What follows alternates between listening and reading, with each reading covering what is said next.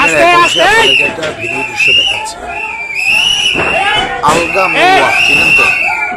আমাদের মাদ্রাসা শিক্ষার্থীদের মধ্যে এদেরকে মিসগাইড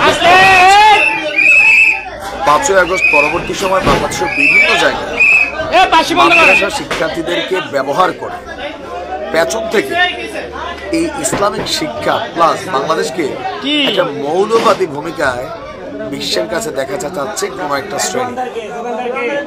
আর তৌহিদি জনতা বিভিন্ন ব্যানারের নামে এরা বাংলাদেশে এমন এমন ঘটনা ঘটায় যে বিশ্বের মানুষের কাছে প্রশ্ন তৈরি হয়েছে, ভাই আমি রোজা রাখবো আমার আল্লাহর সন্তুষ্টির জন্য, তোরে খুশি করা লেগে রাখবো, তুই আমার গার্জিয়ান, একটা হোটেল খোলা থাকবে নাকি বন্ধ থাকবে এই সিদ্ধান্ত তুই আলগা মোল্লায় দিবি। দেখেন যারা আলেম তাদের প্রতি রেসপেক্ট, বাট এই যে বিচি বিচি পোলাপাইন এদেরকে কে দায়িত্ব দিছে?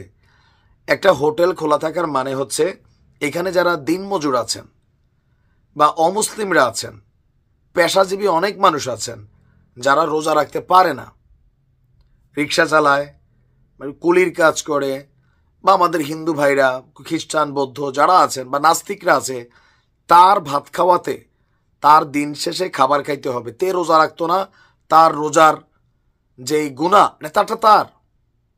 তুরিকে দায়িত্ব দিছে এরকম বাসি বুসি বাজাইয়া টুপি আর পাঞ্জাবি পইরা ইসলামরে মানুষের কাছে এরকম অবনমিত করতে?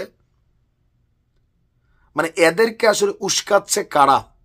প্রত্যেকটা ক্ষেত্রে এই কথিত মোল্লা যারা আছে, আলগা মোল্লা, এদের জ্বালায় মানে বাংলাদেশ অস্থির।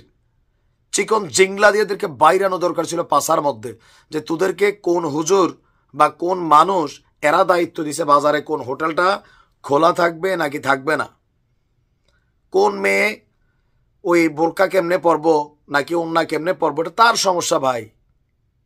দেখেন এগুলাকে প্রশ্রয় দেওয়ার সুযোগ নাই।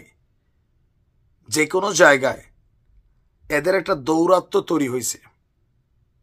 এই যে হোটেলটার মধ্যে যে হামলা চালাইলো, সম্ভবত এরা 14 গ্রাম অথবা লাকসাম অথবা বরুড়া, নাঙ্গলকোট এই সাইডের কোনো একটা এলাকার ভাষা যদি আমার বুঝতে ভুল না হয়, অথবা নোয়াখালী হতে পারে, এই সাইডের ভাষাটা আমরা এই লেভেলে চিনি।